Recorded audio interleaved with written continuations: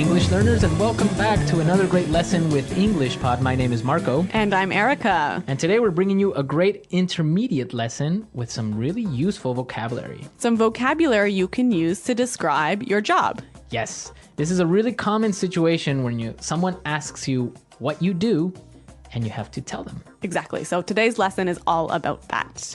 So before we jump into our dialogue, let's start with our vocabulary preview. Vocabulary preview. We have two simple phrases today that you'll hear in our dialogue for our vocabulary preview. The first one is VP. VP. VP. So the VP of a company is? The vice president. The vice president, exactly. Yeah, simple little acronym. And the next word is Fortune 500 company. Fortune 500 company. Fortune 500 company. So a Fortune 500 company is? I'll let you explain. Well, Fortune magazine ranks the 500 biggest companies in the US. So a Fortune 500 company basically is? One of the 500 biggest companies in the US. Okay, that's simple. Yep. All right, well, with those words, it sounds like we're going to be talking to some important people today. Yes, we are going to be talking to some important people. So let's listen to our dialogue for the first time. Now, it's going to be a little bit fast, but you don't have to worry about it. Because we'll come back and explain all of the important vocabulary.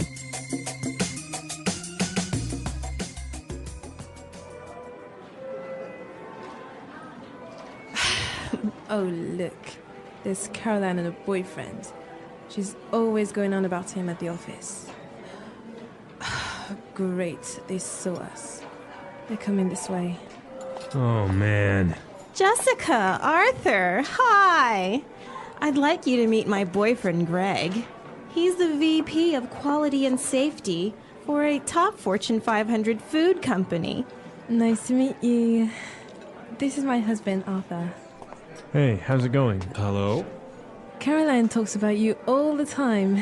I guess you must be pretty busy at work. Well, yeah, VP position is not easy, you know. I implement policies and procedures nationwide in various departments, as well as train junior managers in FDA and EPA regulations. I also have to oversee daily operations of our quality control for the entire East Coast. That alone means I have 1,500 employees under me. Wow, yeah, that sounds exciting. And what about you, Arthur? What do you do for a living? Oh, I'm a...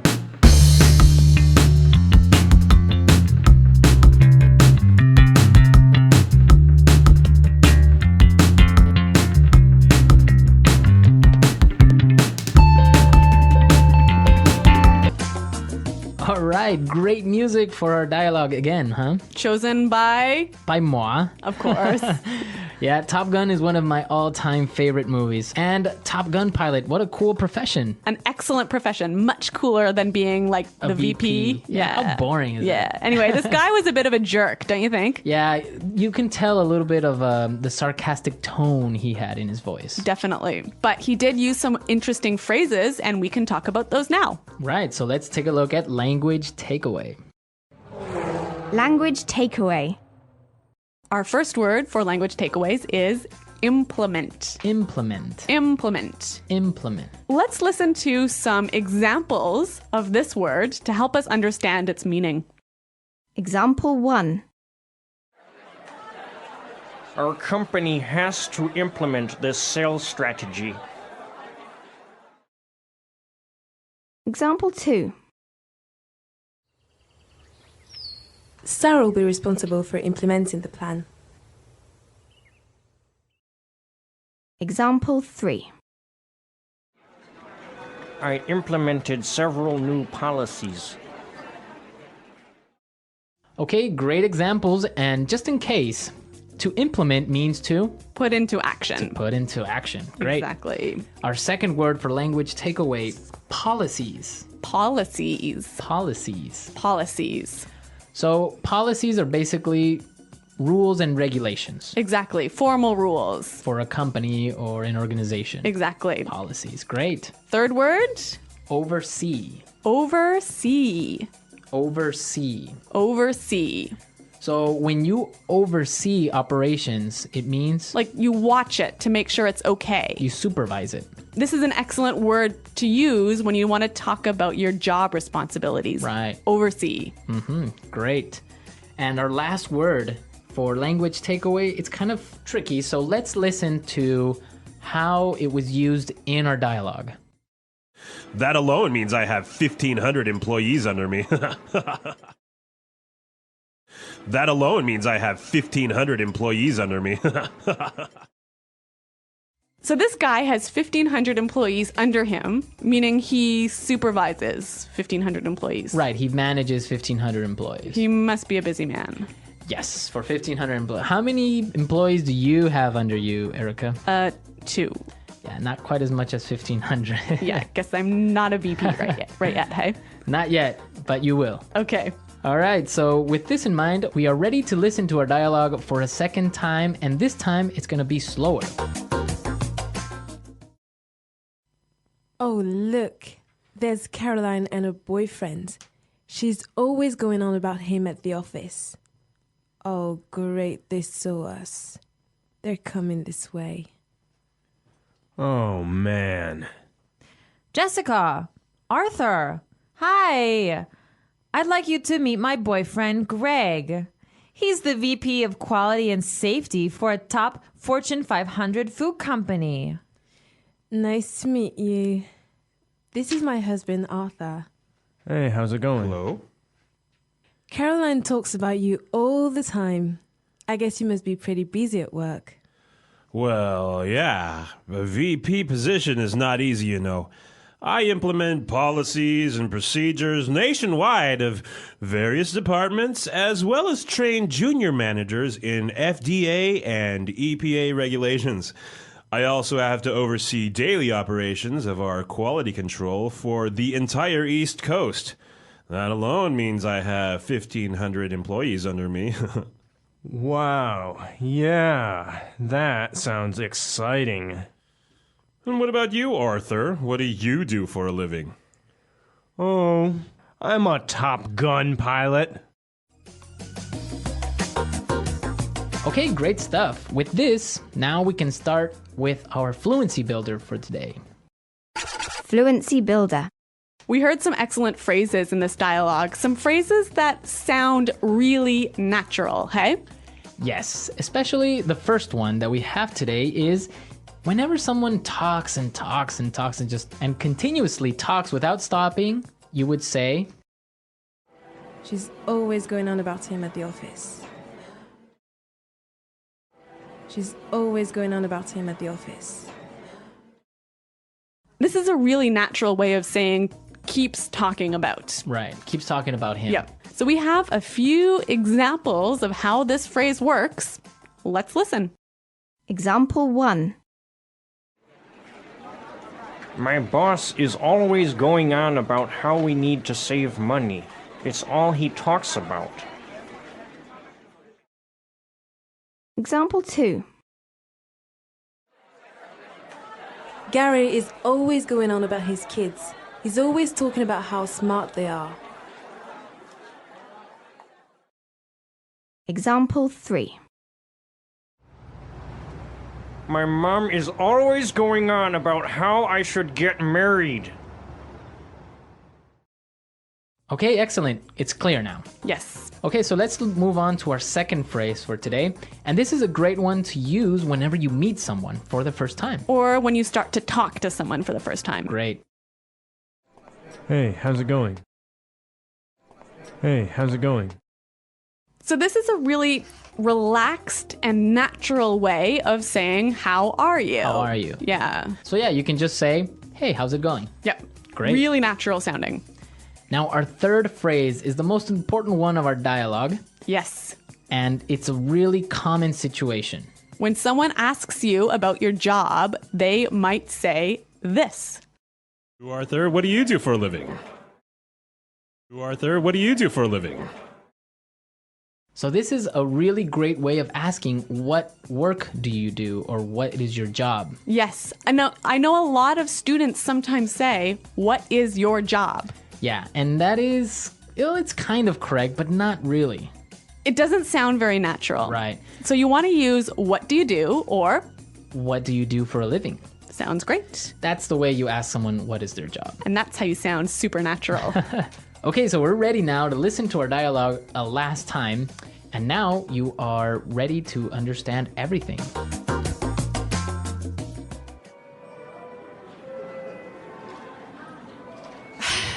Oh, look. There's Caroline and her boyfriend. She's always going on about him at the office. Great, they saw us. They're coming this way. Oh, man. Jessica, Arthur, hi. I'd like you to meet my boyfriend, Greg. He's the VP of Quality and Safety for a top Fortune 500 food company. Nice to meet you. This is my husband, Arthur. Hey, how's it going? Hello? Caroline talks about you all the time. I guess you must be pretty busy at work. Well, yeah, VP position is not easy, you know. I implement policies and procedures nationwide, various departments, as well as train junior managers in FDA and EPA regulations. I also have to oversee daily operations of our quality control for the entire East Coast. That alone means I have 1,500 employees under me.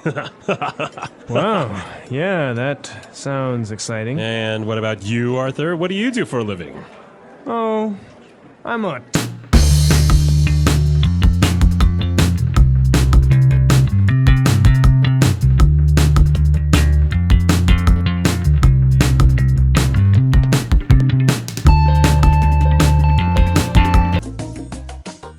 In everyday conversations, one of the most common questions people ask each other is, "What do you do?" At first, this question seems very simple. However, it carries many meanings depending on the situation, culture, and relationship between the speakers. Sometimes it is just a way to start a conversation. Other times, it is a way to understand someone's lifestyle, interests, or goals. When people answer this question, they often talk about their job or profession. Work is an important part of life for many individuals because it provides income, structure, and identity. For example, someone might say, "I'm a teacher," "I work as a software developer," or "I run my own business." These short answers give basic information, but they do not always tell the full story. In reality, a job is more than just a title. Behind every profession, there is a daily routine, personal challenges, and moments of success. A teacher does not only teach lessons, but also inspires students, manages classrooms, and prepares materials. A doctor does not simply treat patients, but also listens, comforts, and makes difficult decisions. Understanding this helps us see people beyond their job names. In modern society, the meaning of "what do you do" has expanded. Today, many people have more than one role. Someone might work a full-time job while also running an online business, creating content, or studying a new skill. Others may not have a traditional job at all, but still contribute greatly to society. For example, stay-at-home parents, volunteers, and caregivers work very hard, even if they are not paid. Another important aspect of this question is how it connects to personal identity. Some people strongly identify with their profession. Their job is a big part of who they are. When they introduce themselves, their work comes first. For others, work is just one part of life, not the most important one. They may value hobbies, family, travel, or personal growth more than their career. In recent years, many people have started to rethink the role of work in their lives. The idea of work-life balance has become more popular.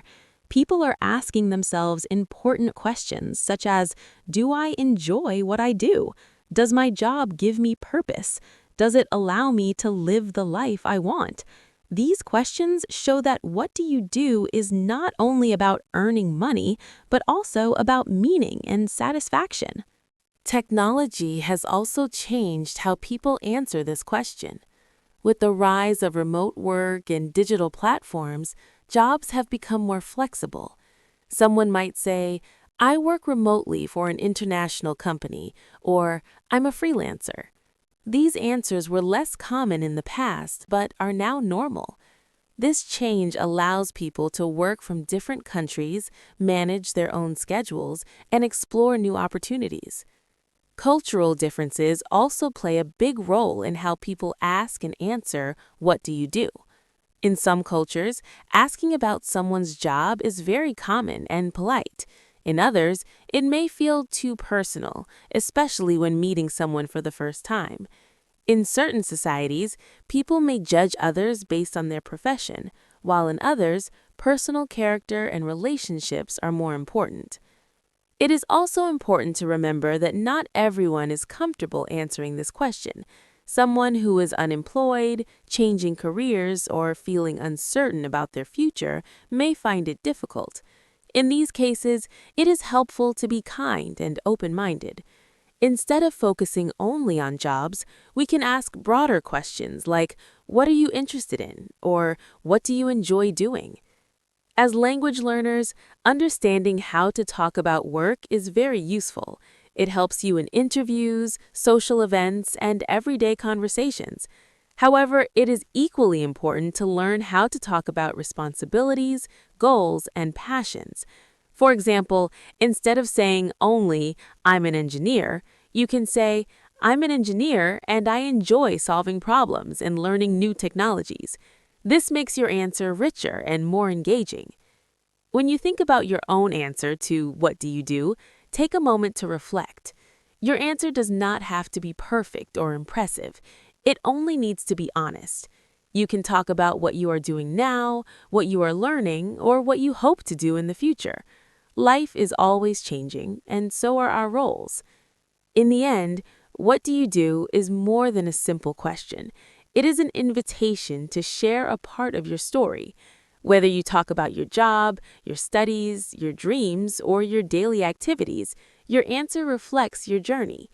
By listening carefully to others and sharing thoughtfully about ourselves, we can create deeper and more meaningful connections.